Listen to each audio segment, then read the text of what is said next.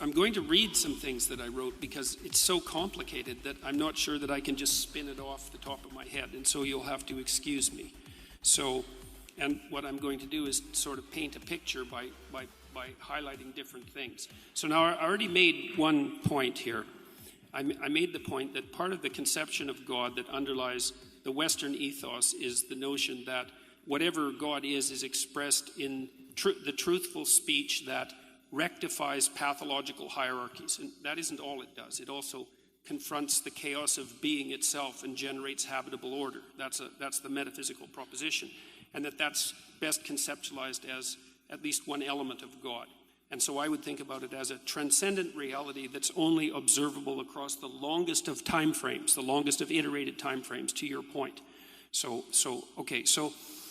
here's some propositions, and they're complicated, and they need to be unpacked. So I'm just going to read them, and that'll have to do for the time being. So God is how we imaginatively and collectively represent the existence and action of consciousness across time, as the most real aspects of existence manifest themselves across the longest of time frames, but are not necessarily apprehensible as objects in the here and now. So what that means in some sense is that you have conceptions of reality built into your biological and metaphysical structure that are a consequence of processes of evolution that occurred over unbelievably vast expanses of time, and that structure your perception of reality in ways that it wouldn't be structured if you only lived for the amount of time that you're going to live. And that's also part of the problem of deriving values from facts, because you're evanescent and you can't derive the right values from the facts that portray themselves to you in your lifespan, which is why you have a biological structure that's like 3.5 billion years old. So God is that which eternally dies and is reborn in the pursuit of higher being and truth. That's a fundamental element of hero mythology. God is the highest value in the hierarchy of values. That's another way of looking at it. God is what calls and what responds in the eternal call to adventure. God is the voice of conscience. God is the source of judgment and mercy and guilt. God is the future to which we make sacrifices and something akin to the transcendental repository of reputation. Here's a cool one if you're an evolutionary biologist. God is that which selects among men in the eternal hierarchy of men. So, men arrange themselves into hierarchies, and then men rise in the hierarchy.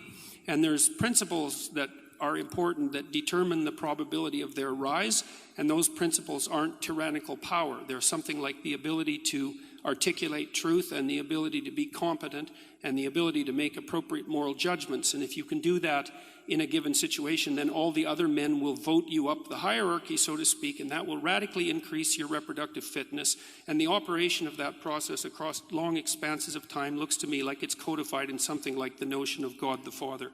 It's also the same thing that makes men attractive to women, because women peel off the top of the male hierarchy, and the question is what should be at the top of the hierarchy, and the answer right now is tyranny as part of the patriarchy, but the real answer is something more like the ability to use truthful speech in the service of, let's say, well-being. And so that's something that operates across tremendous expanses of time, and it plays a role in the selection for survival itself, which makes it a fundamental reality. Jordan, can I just cut in here with one question? I'll stop with that for now. Okay, so looking at these definitions, you might notice that they have one thing in common. They're not God. I'm not hearing a God, a personal God who can possibly hear anyone's prayers, much less answer them. You could do the same thing with the idea of ghosts, right? So people traditionally have believed in ghosts. It's an archetype, you might say, the ghost. Survival of death is certainly an archetype. And we know what most people most of the time mean when they say they believe in ghosts. And I say, I don't believe in ghosts. And you say, no, you do believe in ghosts. Ghosts are your relationship to the unseen.